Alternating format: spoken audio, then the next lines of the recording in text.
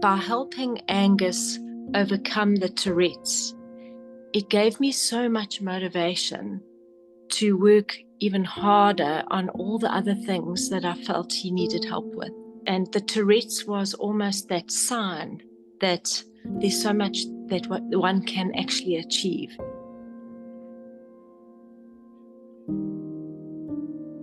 You would have thought that we would have identified problems early on, but he was so vocal and so quirky and so cute that we never actually, realized that his condition was similar to my daughter's because they presented in such different ways.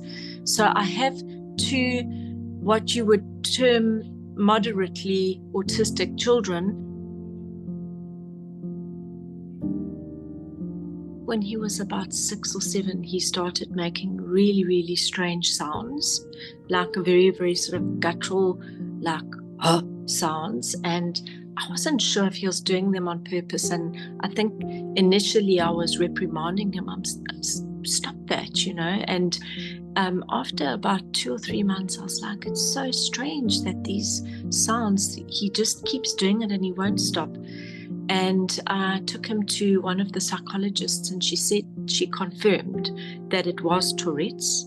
And I couldn't believe it. It was, when you already dealing with so many things around this thing called autism, and then you get these other things added to it. It's like, it can't be true that he has Tourette's. It was almost like that was a bigger thing for me than the autism was. It's because the autism we kind of grew up with, but this thing was new.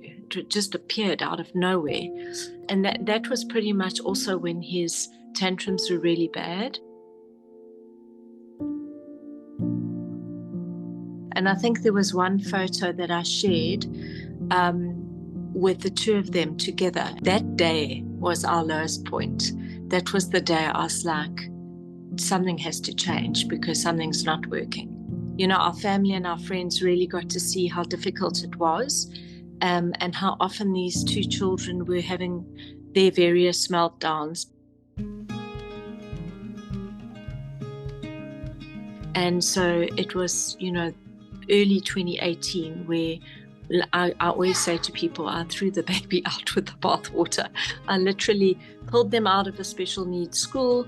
I couldn't handle any of the medication. I wasn't responsible in the way that I should have weaned them off. We went cold turkey, and I just decided I'm going to take this on myself.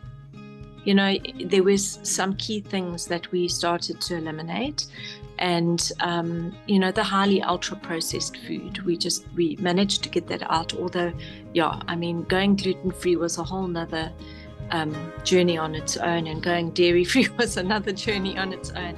So, it was really, really work in progress, but it was probably 2 months later and those sounds stopped.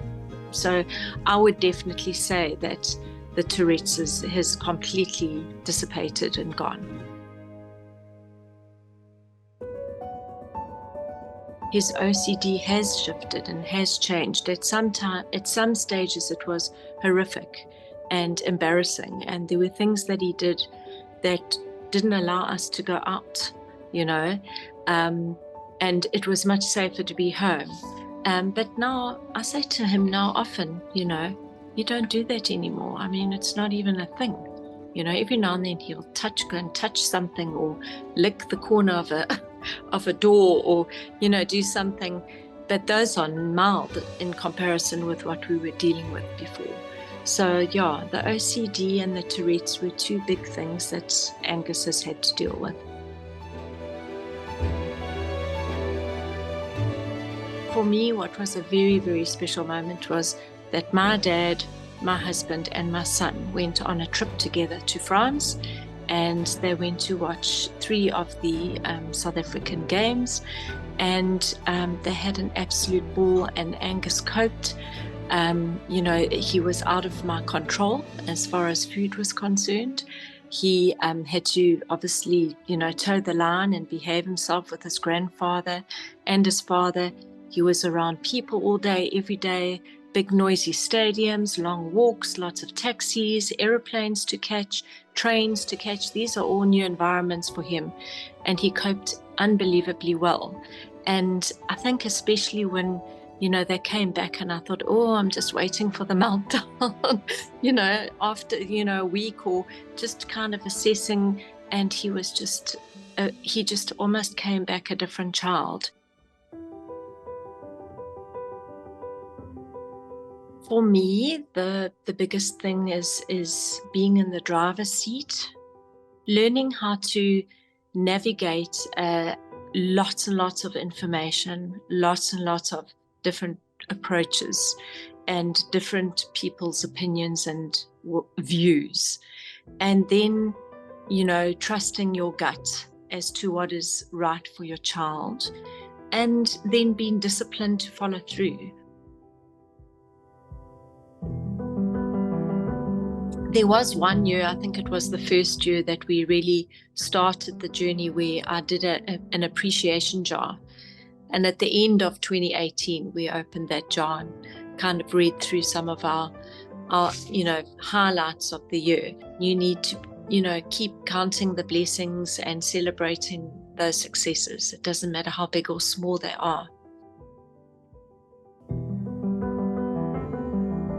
For me, the Tourette's was a short success. It showed me quite quickly. The other things have taken longer, but it's given me the motivation to persevere and to not give up. And I guess for that, I'm very thankful and very determined. You won't stop me.